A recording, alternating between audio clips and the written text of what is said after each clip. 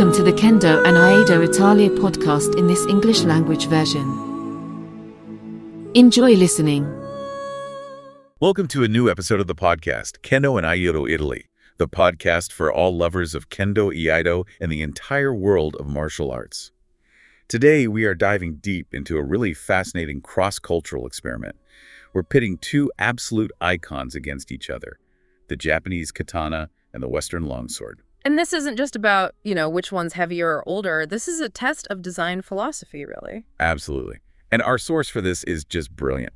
It's from the YouTube channel, Let's Ask Seki Sensei Online Katana Lessons. The premise is so simple, but profound. You have Seki Sensei, who is the 22nd headmaster of the Kageyamaha Jikishinkai-ryu Kenjutsu School. So we're talking serious lineage here. Oh, absolutely. Over 40 years of dedicated katana experience, steeped in a 400-year-old tradition. He lives and breathes this weapon. A tradition of movement, of muscle memory, all built around one very specific design. And then you just hand him a longsword. Exactly. And here's the kicker. Seki Sensei has zero experience with Western swords. None. So the goal was to see what happens. What are the clashes when a master's body, tuned to one instrument, picks up a completely alien one? It's like a shortcut to understanding centuries of design evolution. Because all the conflicts, all the problems, they should just surface immediately. Okay, let's unpack this. He picks up the longsword. What's the immediate, just jarring physical difference that screams, this is not a katana? It was the handguard. Yeah. Without a doubt. The crossguard. Yeah, the crossguard. For anyone familiar, the katana tsuba is, it's typically a small, relatively flat disc. The longsword, on the other hand, has this huge guard that stretches way out to the sides. And what did that immediately stop him from doing? What was the first clash? It just completely restricted his movement along his body's center line. Seki Sensei pointed out that if he tried to swing it with his normal katana mechanics, keeping it close to the body, that would just hit him. It smacks right into his head or his shoulder. It forces you to move the weapon away from your body, which changes everything. The angle of attack, the recovery, it's all different. So literally centuries of training where the blade and body are this single fluid unit are just nullified by a few extra inches of metal pointing sideways. Precisely. And this is where his expertise really came through. He started questioning the design itself. Like, why doesn't the guard protect in the direction of the edge? That would make more sense from his perspective.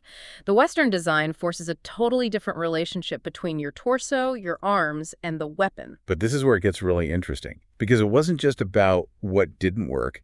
His confusion started to reveal the why behind Japanese design. Right. So he attempted a classic longsword technique, half swording, where you grip the blade itself for more control. Exactly, for thrusts, getting through armor, that kind of thing. And in that moment, when he gripped the blade, the crossguard got caught. Caught on what? On the opening of his kimono. It just snagged on his own clothing. Wait. So the weapon is being defeated by his own uniform. That sounds like a pretty massive design flaw. For his context, yes, a huge one. And this single observation, this one little snag, it provides powerful support for a long-standing theory about the katana tsuba. I always just assumed the round tsuba was, an aesthetic thing, a bit minimal. Yeah. What's the theory this supports? The theory is that the round tsuba is a deliberate, functional choice to prevent exactly that snagging on your clothing, especially during complex close-quarters movements. That's counterintuitive. So you're saying the main job of the katana's guard isn't even to block the opponent's blade. A big cross guard is obviously better for that. It suggests a different set of priorities, an ecology of design. If your combat style demands rapid, fluid movement and snagging means death, then a guard that doesn't snag is the superior choice, even if it offers less direct protection. So you trade maximum external protection for maximum internal fluidity. Wow. It really tells you a lot about the priority of the draw, the speed, the recovery. Incredible. Yeah. So it's an active choice for efficiency. That's a deep cut. Now, it wasn't all bad. He did find one thing he really liked. Oh, what was that? The pommel. Slightly larger end of the hilt. The knob on the end, yeah. He found it was great for a forward thrusting motion. You could almost throw the sword forward, and that enlarged end would catch securely in his hand, stabilizing the weapon. That's interesting. So he found a tactical use for it beyond just being a counterweight. Right. And he even noted that you can do something similar with the katana, which shows that some design principles, for leverage and grip, they do cross cultures. But that was a small positive in a sea of challenges. Okay. So let's move past the hilt, the most obvious difference.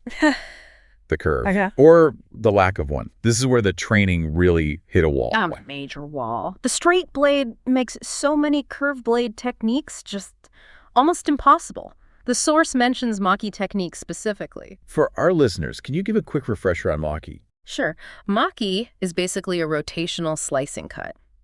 The curve of the katana blade is designed to guide the edge through the target to get this maximum shearing effect. So with a straight blade, what happens? The technique just fails. It doesn't get that leverage slice. It becomes more of a clumsy chop. Or the edge just doesn't engage properly with the momentum he's used to. His body is programmed for an arc the straight blade can't deliver. That has to be so frustrating, to have all the knowledge, all the power, but the tool itself just says no. Absolutely. But, some of the more linear techniques did transfer. Something like uchigi, hitting the opponent's wrist, that worked because it's more about speed and direct targeting. But there was another issue that kept tripping him up. The length. The sheer reach of it, yes. Yeah. He was constantly surprised. For anyone in kendo or aikido, that proper engagement distance is everything. It's life and death. It is. And Seki Sensei's internal calibration for Mai was just constantly wrong. He was always being surprised by how far the longsword could reach, and that throws off all his timing. So even if he's fast, if his brain is calculating for a 70-centimeter blade and he's up against a 90-centimeter blade, he's always a step behind mentally. At first, yes. But here's where the master's mind kicks in. He didn't just give up. He started searching for an equivalent motion, an adaptation. And he found one. He did. He flipped the longsword and started using the wide side of the blade, the flat to parry and redirect. So using it almost like a small shield to push the other blade away, that's a fascinating bit of synthesis. It really was. And he said that this flat side parry was, and I'm quoting, probably the closest technique to the unique parrying methods in his own school.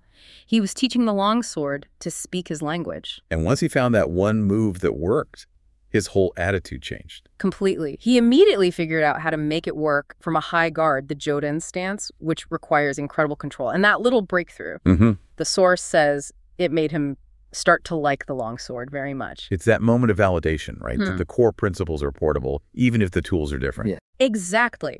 From total frustration to an intellectual breakthrough.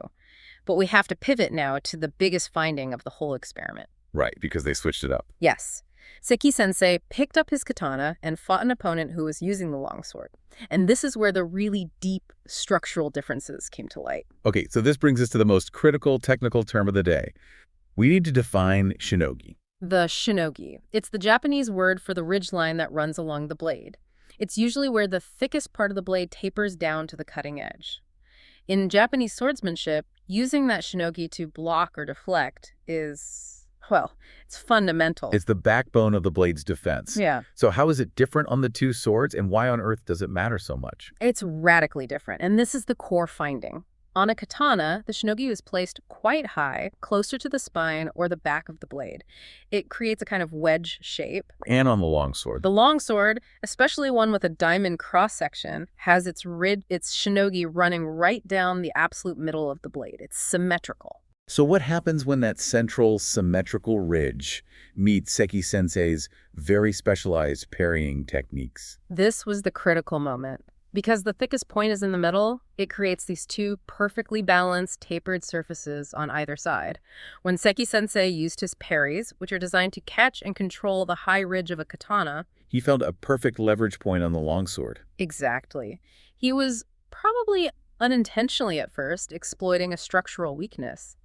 The central ridge means the longsword is, and this is the key phrase, much more easily parried. His technique found the weakest point in that symmetrical geometry and just turned it. That's the deepest insight of the whole thing. It's not the weight, it's not the curve, it's the geometry of the cross-section that determines how defensible it is against someone who understands physics. It's all about a combat ecology. The katana's design evolved to fight other katanas. Its trade-offs are tuned for that fight. The longsword evolved for a different fight, maybe more thrusting against armor, which that central ridge is great for, but when you put them together... The longsword's strength becomes its biggest vulnerability. Against that specific Japanese technique, yes. We've really gone deep today, all thanks to Seki Sensei's journey. So, to sum up for you listening, we saw the ergonomics of the crossguard were a huge problem. But that problem actually helped confirm a theory about the katana's round tsuba being designed to prevent snagging. And we watched him struggle with the straight blade, which defeated techniques like maki until he brilliantly adapted, using the flat of the blade to parry in a way that felt familiar to him. And most critically, we uncovered the physics of the shinogi.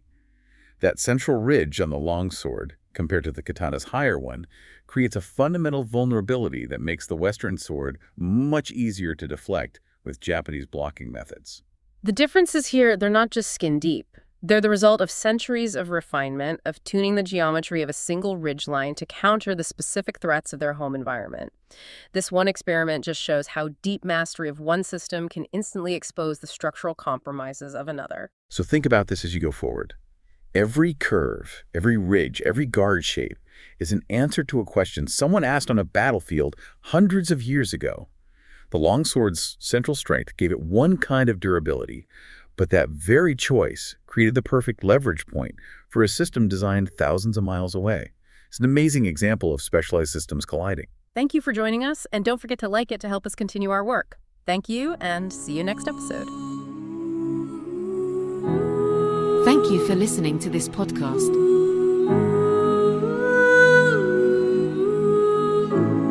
Kendo e Iaido Italia, il podcast.